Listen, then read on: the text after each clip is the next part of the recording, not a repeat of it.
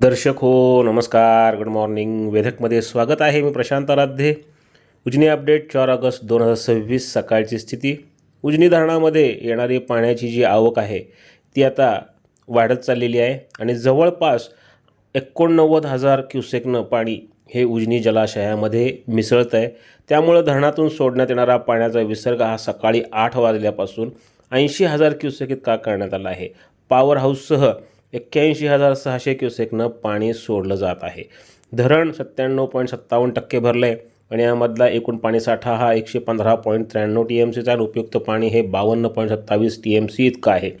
धरणातून सध्या मुख्य कालव्यामध्ये 2450, याचबरोबर भीमा सिंहगड कालव्यात 900, दहिगाव योजनेकरता 90 आणि सीना-माढा योजनेत 280 क्युसेकनं पाणी सोडलं जात आहे.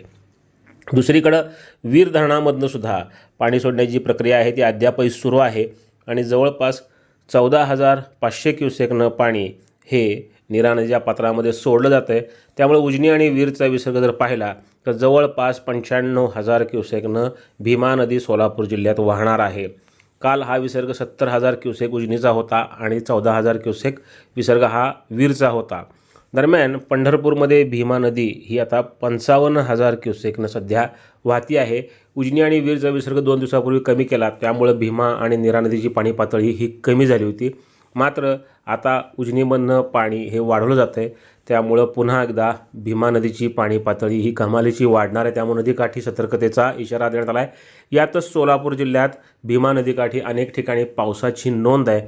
त्यामुळं भीमा नदीची पाणी पातळी ही वाढू शकते. याकरता म्हणून नदीकाठी सतर्कतेचा इशारा देण्यात आलेला आहे. वीर धरण जे आहे ते 97% भरलेलं आहे आणि नीरा खोऱ्यात अद्यापही पाऊस आहे. भाटघर, देवघर, गुंजवणी प्रकल्पांवर आजही पावसाची नोंद आहे. याचबरोबर भीमा खोऱ्यात होत असलेल्या पावसामुळं उजनीच्या पाठीमागची जी धरणं आहेत त्यातून मोठ्या प्रमाणात पाणी सोडण्यात आल्यामुळं उजनीमध्ये येणारी पाण्याची आवक ही आता जवळपास 90,000 क्युसेक्सच्या आसपास पोहोचलेली आहे.